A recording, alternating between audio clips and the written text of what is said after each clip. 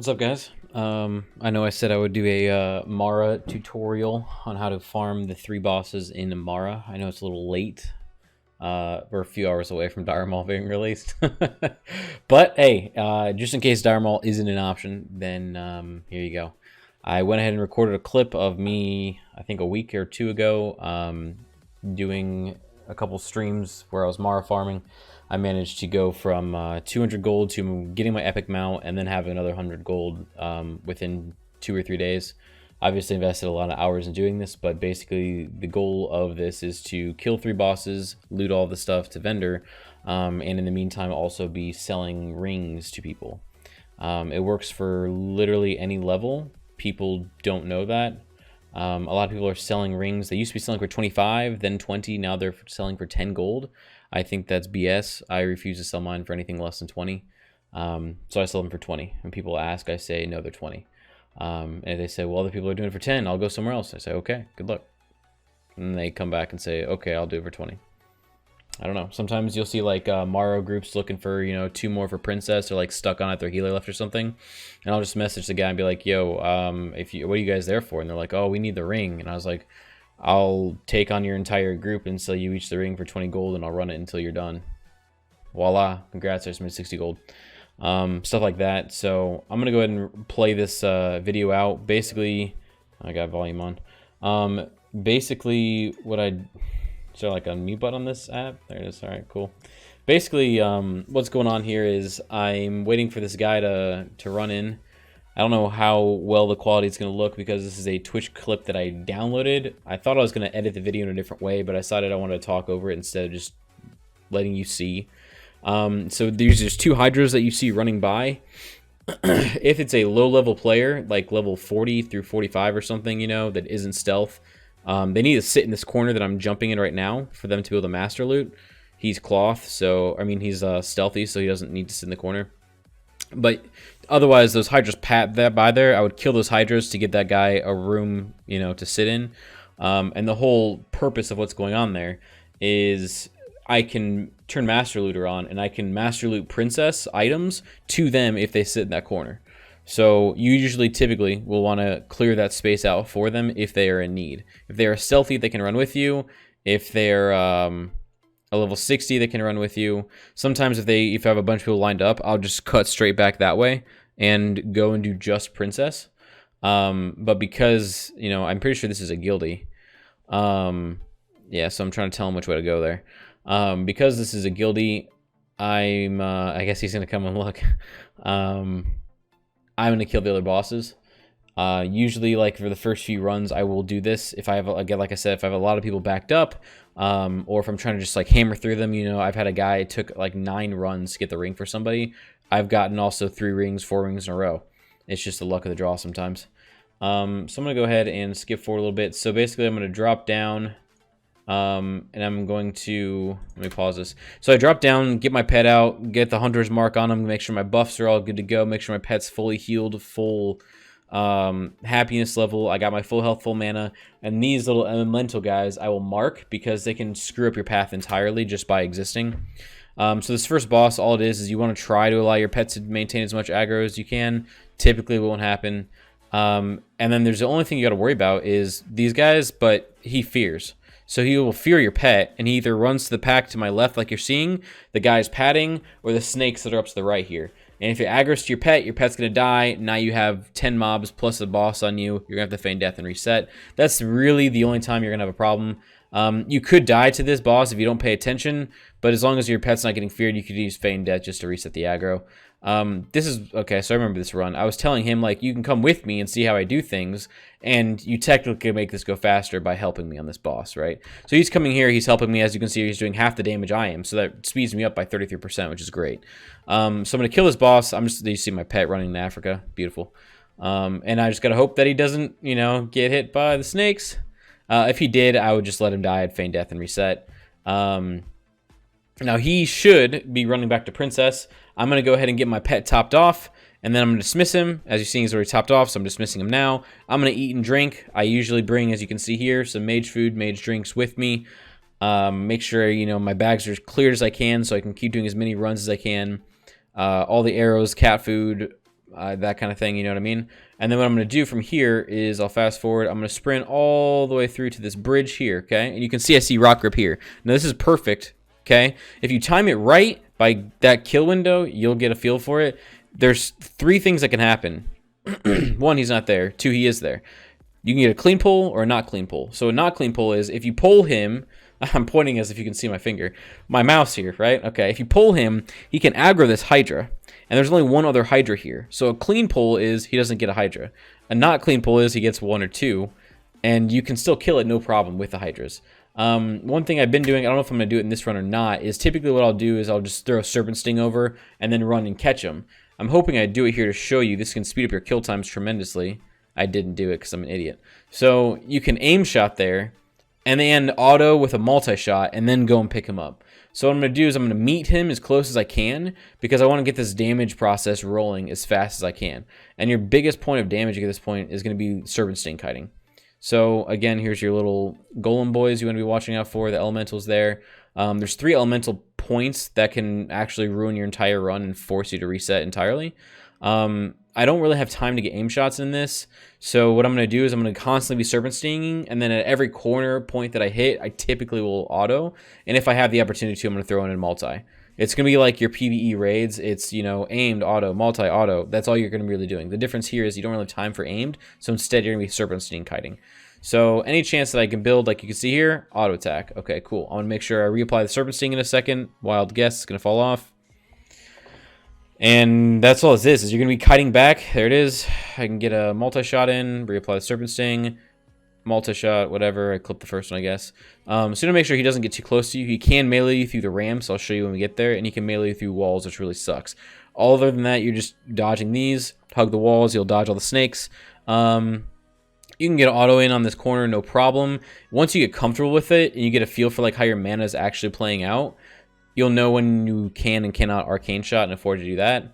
This next corner up here with the snakes, if you stand still in this corner, sometimes depending on where they're currently like padding to, they can aggro to you. So that's a tough corner to even like attempt. But otherwise, yeah, at this point, it's literally just, you know, get a feel for what you can and can't do. This is an example of one of the ramps I was telling you about. This is the easier one, and thank God those little guardian guys are there. So I'm just going to skip this. I'm not going to go for an auto because he can melee me through the floor. When they... I keep pointing at dude. If you hit the little elementals right here, you either run into them, you run into the snake, or you wait for them, and then Rotgrip attacks you, and you have to start over, and you got to feign and reset. You can get an auto or 2 in at this point. This is like one of your big windows right here. And this is, again, this is the ramp I'm telling you about, that you really don't want to stop and get an auto in here. You just want to run straight through. Now, depending on where the elementals are, it looks like maybe that was the pack, or there's another one up here. I think there's another one up here. Yeah, there they are. This is a big, and sometimes there'll be a big one, and 4 small ones, or just 2 big ones. That's kind of odd. But this is strip right here is another big window opportunity of damage, and that's what Mara is. It's just looking for your windows of opportunity to actually get damage in. So here's another one. Again, this is all going to be dependent upon like where you choose your windows and how you have to stutter step the elementals. A good kill time is like he dies here. A bad kill time is like you took him all the way to Princess. Realistically, it doesn't matter. Your goal is to get to Princess, whether you bring him all the way there or not. One thing I noticed, which is what you're seeing going on right now, is they get to like an execute phase, is what I call it, where it's like mobs, they actually just slow down. Like I could just be stutter stepping auto attacks. It's way easier to show with Princess because she really slows down. But at this point, it's in the bag. There's nothing I have to worry about. I'm going to go ahead and just finish it up. Looks like I'm getting auto attack clipped on the corner a little bit there. These golems, you can run the left side, the right side, right down the middle. Don't be afraid to do any of it. Some people kind of freak out by it. Think they're going to pull it, that kind of thing. You're actually fine. Now, hopefully he didn't drop the boots here. He dropped the boots. So the boots are a gold 24. My inventory is full too. I'm on fire right now in this video. That is the worst thing that you can get, is those boots. So there's like an axe that he drops for like 4.5 gold or something. Really good. I was asking Waffle if he needed it. Turns out he already had it or something better. And then I couldn't skin it because Waffle ended up getting the loot priority on it. Unfortunate. So Waffle's already up here waiting on me. Again, if they know where to go, have them come with. That's fine. Tell them not to help you because they'll die. Now, I've been told in videos, you want to kill the boss, fucking pointing, over here so you can master loot it. In actuality, the people down below are actually closer to you on that side of the room over there. Just to be safe, I don't know who's technically right or wrong. I haven't had a problem on either side. I kill her like in the green area on the bridge over here is where I finish her off, and I have never had an issue. I can always master loot to the people. You don't want to like have the ring drop and then be like out of range or something. You know, it's a big deal. So what I'm going to do here is I'm going to go ahead and make sure I'm rebuffed. I'm going to make sure my cat's happy, well fed, full health. I'm full health, full mana. It's a big deal. Again, you can just go through all of these as much as you have to if you bring mage stuff. I'm curious how I'm going to start it here. I typically like to pull her straight back to the bridge and around that rock on the left side. For some reason, she like has a hard time getting around that. It slows her down a lot. Otherwise, earlier on, I would pull exactly like this. I'd pull back this way and then start the circle rotation, because it's like when you're leveling, right? If you can get a mob that's this far away from you, it's going to get to you right away. But if you can get to a mob that's this far away with you with a mountain between you that you can shoot through, this distance now is stretching. And that's how this bridge up here acts. You'll see I have to kind of go up over the tabletop and down. It acts in the same instance. Looks like I got a little screwed on that one. So there's 3 mechanics you got to worry about. The boulder, which you just saw there, you can, instead of turning aspect of the monkey on, you can turn the nature resistance one on, and it helps you to technically dodge it. Or if you face it, you can dodge it as well easier. Which obviously I'm messing up, but see right there, I'm switching my aspects. I ended up switching to Hawk there. That way I can just, you know, not get dazed, and now I'm home free at this point. So that's one of her mechanics, and that's the one that'll ruin you if you allow it to happen. The other mechanics that you need is her to pulse like this, which it looks like I didn't have add-ons on at the time, which is really unfortunate for me to be showing this to you. But like DBM, I think, is the add-on that I use for raids that actually is showing these boss fights. So I highly recommend you at least having DBM on, and it'll give you the timers of her fear and her pulsing. So the dust storm, I think is what it's called, or something like that, is the pulsing. That's your windows of opportunity to get damage in. And the only way you can proc that is by having something in melee range. Thank God you're a hunter, you have a pet. Surprise. And the other one is a fear that you got to worry about. So she'll fear, like you see the fear going on right here. My cat, luckily, is getting feared directly into her. So that's the worst thing that you can possibly have happen. And here's an example of how you recover. So that's unfortunate. If you have 3-piece Giant Stalker, I highly recommend that you run in 3-piece Giant Stalker on this fight. Because it's like a meme set bonus, I know. But it increases the distance at which you can mend your pet, which is huge on this. Everyone's like, oh, are you so happy to get your tier piece when I finally got it? And I was like, yes, actually, very much so. Yeah. I highly recommend that you're marksman for this, because everything's coming from your damage. Just like I recommend your marksman for PvP, world PvP. I recommend your marksman for raids, single target, AoE, doesn't matter. You should pretty much always be marksman unless you're leveling. You do want to put 20 points, typically, at least what I'm doing right now, into the BM tree, because I like the aspect of the Hawk proc. I'm gonna get hit by this freaking turtle. I'm not seeing it. I think I should send my pet on him. Yeah, send my pet on it. And I'm gonna have a little bit of daze effect. Yeah, so I'm showing you every way that you can mess up. Should I get bouldered here? Yeah, and I'm gonna have to get my pet on her maybe. Nope, just outrange it. Cool. Okay. But yeah, that way the 20 points will allow you to res your pet quickly. It'll have more health, more damage, that kind of thing. And Waffle pulled the turtle off me. So there's a few things when you multi-shot, because the setup is... Okay, let me start at the beginning. The way you're going to get her to proc is you got to get your pet on the aggro table. Okay, and this boss, or maybe it's all bosses, I don't know, have a Wind Fury effect, where if they can't hit a target for a long time, they charge up auto attacks. So if you ever see my pet get like wailed on, so she didn't do it there, but if she ever hits it, she'll like hit you for half HP, basically, is what's going to happen with your pet. So what you need to do is, in the beginning, you need to generate some threat on her, have her get hit by your pet for like 1 auto, and see if she procs, and if not, have him hit for another auto, and eventually she'll proc her little pulsing or a fear. The fear typically comes first. Your pet will normally resist it, but you need to see how she hit him right there. I keep pointing, dude. She hit the pet right there, and now my pet's dead. So she ended up pulsing on him, which does a lot of damage and slows him, and then she freaking Wind Furied him off the planet. So that's very frustrating. It's very, very inconsistent with when like you will or will not get these weird pulses. There's times my pet runs right through it, doesn't take damage, doesn't get slowed.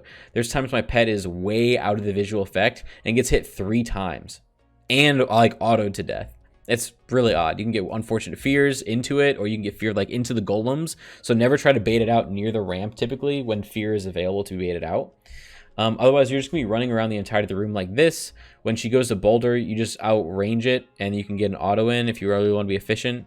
My best kill time is like 4 minutes, 20 seconds. Most of the guides I looked at were like, we have the best kill times at 7 minutes, and people advertise 12-minute kills. Ideally, like, if you can be around 8 minutes, that's pretty decent. You'll get the feel for it like I did, and you start getting like under 5-minute kill times regularly. But a lot of this stuff does, like I said, come down to RNG. So basically what you want to do is, what I'll do is I'll put my pet on stay and then have her pass by and get between me and my pet, and then have him follow back with sprint to run through her. And typically he'll resist the fear, proc the pulse, and that's your window. Now you want to be at max range because she can boulder while she's pulsing. But what's going to end up happening is I'm going to go ahead and like aimed auto, auto aimed, auto multi, auto again, and then rinse and repeat until the pulse timer's back up. So see, he's getting meleeed, getting pulsed. He got hit by pulse damage, only got knocked back once there. I typically try to keep my health for my cat around like 12 to 1400 at the minimum. If not, then you need to proc the pulsing with your cat and get him topped back up. Like if he's too low, then you, instead of having a damage window, this is a recovery window where you proc the pulsing and have him sprint out, and then you will just heal and then heal again and then run and rinse and repeat until you can proc again and get pulsing. And that's all there is to it. So these turtles will get hit by your multi-shot sometime. That's completely fine. They de-aggro like you just saw there. Or Waffle was helping me kill it, which is cool. So I'm going to go ahead and fast forward a bit here. It's just a bunch of rinse and repeat. It looks like I had a bunch of mess ups with my cat this time. It's really unfortunate. When you get him down to, yeah, I had to recover. Look at my health. My cat's dead, and I'm down to 600 HP and 200 mana. So this is a really rough run, and it happens. There's other ones that you're literally, your pet will take 100 damage. It really is kind of random. But now this is what I'm telling you. See, you can see how she's moving so slow. I don't need health. I don't need mana. I don't need a pet. I don't need anything at this point. She's in that execute phase, and you can sit here and just stutter step like this the entire time. So we're gonna go ahead and scroll through here. And was Waffle lucky enough? He was not. So I ended up getting a 5 gold mace and then a pair of boots or gloves of silver, 60 silver. That's a green. So yeah, sometimes you can make out no problem. I mean, like, if it takes 2 runs and you get all of the loot to vendor and you sell a ring, it's like, I don't know, maybe 40 minutes of your time, give or take, tops. With a good run, maybe 15 minutes. And you're doing all 3 bosses, you can make out with 60 gold in 2 runs, less than an hour. If you get super lucky and maximize it, where like you're doing 4 people at once for princess ring runs, you get 4 rings back to back to back. I've gotten to the point where like I've been locked out because I skip the first 2 bosses and just go straight princess, and you can kill princess in 5 minutes, and you're gonna get more than 5 dungeons done, or 6, whatever the limit is, with your 1 hour time that you get window, whatever. So you want to actually not go too fast because that can screw you. But yeah, you can. I mean, if everything went according to plan and you were as lucky as possible, you could make over 100 gold in an hour. Very, very, very unrealistic. Again, sometimes I've taken 2 hours and never gotten a ring to drop. Sometimes I gotten 3 back to back. So hope this helps you guys. If Dire Maul is possible, we're not positive if it will be yet. If it is possible, then it probably will be more money. I guess there's rings you can sell in there too, just with a lower drop chance, but they're better. We'll see. With ring sales in here, it may actually be better to continue to do this. I don't know. We'll play with it. I'll see what's up. Obviously, don't do what I did here and have everything in the world in your bags and come in with no room. But yeah, hope this helps. Hopefully you can get something out of it, and good luck if you don't have your epic mount. Otherwise, I will make a video when Dire Maul comes out, if it's possible, and go through all the options for that, and hopefully I can get that out while that's relevant, unlike this video. See you guys next time.